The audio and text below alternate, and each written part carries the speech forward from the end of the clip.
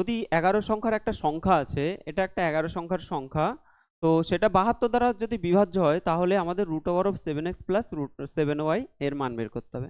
তো দেখো এখানে 72 মানে কি, 72 মানে হলো 8 নং 72, অর্থাৎ সংখ্যাটা 8 দ্বারা বিভাজ্য হবে এবং 9 দ্বারাও বিভাজ্য হবে। 8 দ্বারা বিভাজ্যের নিয়ম আমরা কি জানি, লাস্টে 3টে যে ডিজিট আছে তাহলে সেটাকে আমাদের ভাগ করতে হবে।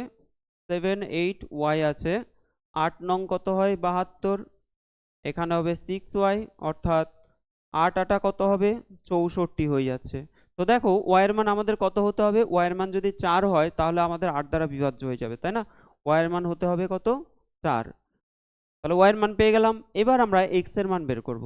তো যেহেতু 9 দ্বারা আবার বিভাজ্য সংখ্যাটা, 9 দ্বারা বিভাজ্যের ক্ষেত্রে কি হয়, যে ডিজিটগুলো আছে সেই ডিজিটগুলো যেখানে 9 তৈরি হবে সেগুলো আমরা কেটে দেব।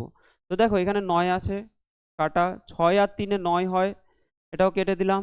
8 আর 1 এ 9 হয়, ঠিক আছে। আর y এর মানটা আমাদের এখানে 4 বসিয়ে নিতে হবে।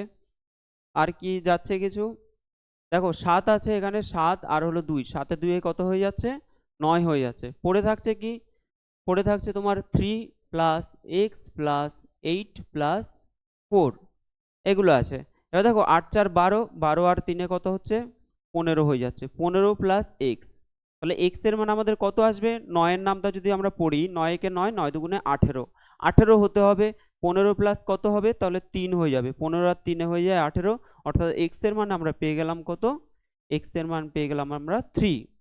এক্স এর মান যদি 3 হয় আর ওয়াই এর মান যদি 4 হয় তাহলে আমাদের মানটা কত বেরোবে, √7 ইন্টু এক্স এর মান 3 প্লাস 7 ইন্টু ওয়াই এর মান 4, কত হচ্ছে, এখানে দেখো 3 7 21 আর 4 7 28, যোগ করো 49, √49 মানে কত, 7 7 49, অ্যান্সার হয়ে যাবে অপশন সি, সঠিক অ্যান্সার।